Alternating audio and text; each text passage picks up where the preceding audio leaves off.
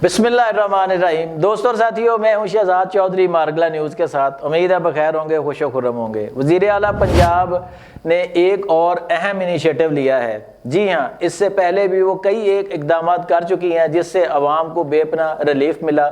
इससे कबल उन्होंने पुलिस के हवाले से एक बहुत अहम फैसला किया था कि पुलिस अफसरान को बॉडी कैम लगेंगे और किसी थाने में किसी साइल के साथ बदतमीज़ी नहीं होगी।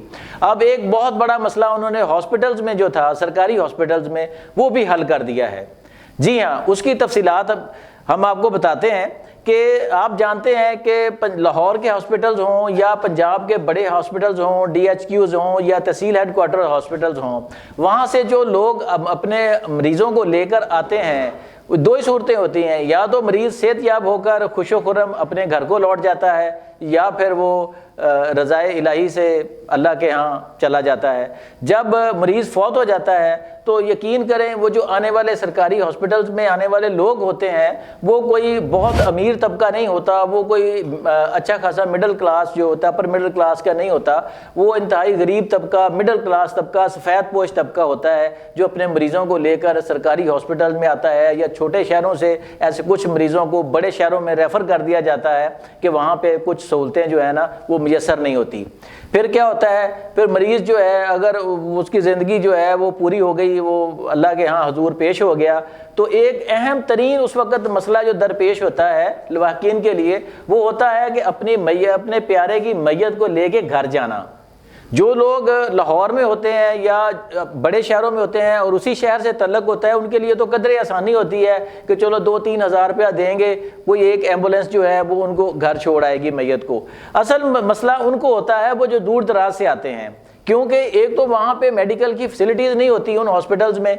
वो बेअमरे मजबूरी यहाँ लाहौर में आते हैं, या फिर मुल्तान जाते हैं, या फैसलाबाद जाते हैं, या पिंडी में जाते हैं, जहाँ जहाँ बड़े बड़े हॉस्पिटल्स होते हैं और वहाँ सारी मेडिकल फैसिलिटी अवेलेबल होती है। तो जैसा कि मैंने पहले कहा कि अगर मरीज़ एक्सपायर हो जाता है तो उसको घर तक डेड बॉडी को लेके जाना भी उनके लिए अजाब होता है, क्योंकि इलाज, वहाँ रहने के अखराजात, वहाँ चीज़ें वो पहले ही उनको कंगाल कर चुके होते हैं। वो उससे पहले ही उनकी जेबें जो हैं वो बेचारी बहुत ही नागुफ्ता हालत में होती हैं। तो अब मरियम नवाज साहबा ने एक बहुत अच्छा इनिशिएटिव लेते हुए ये फैसला भी कर दिया है कि अगर सरकारी हॉस्पिटल्स में कोई भी मरीज़ एक्सपायर हो जाता है तो उसको ले जाने के लिए, खा वो शहर में हो खा शहर से बाहर हो, उसकी तमाम तर जिम्मेदारी सरकार पंजाब पर होगी। जी हाँ, उसको सरकारी एम्बुलेंस जो है वो उसके घर तक छोड़ के आएगी डेड बॉडी को। अब उसका फैसला हो गया है, उसके लिए जामे प्लान जो है ना वो मरतब करने के लिए टास्क दे दिया गया है। इसका अजलास हुआ काबीना, और वहाँ पे रेस्क्यू 1112 के जो DG हैं रिजवान नसीर साहब जो हैं वो भी मौजूद थे। उन्होंने तफसीली ब्रीफिंग जो दी वज़ीर आला को, और वहाँ पे ये भी फैसला हुआ कि सरकारी एम्बुलेंसेस के अलावा 1112 की एम्बुलेंसेस जो है ना वो भी इस काम के लिए इस्तेमाल की जाएंगी। और अवाम जो है वो वहाँ पे जो काउंटर बना होता है हॉस्पिटल में रेस्क्यू 1112 का या सरकारी एम्बुलेंस का, वहाँ पे रब्ता कर सकते हैं, या फिर वो वहाँ पे 1112 को कॉल कर सकते हैं।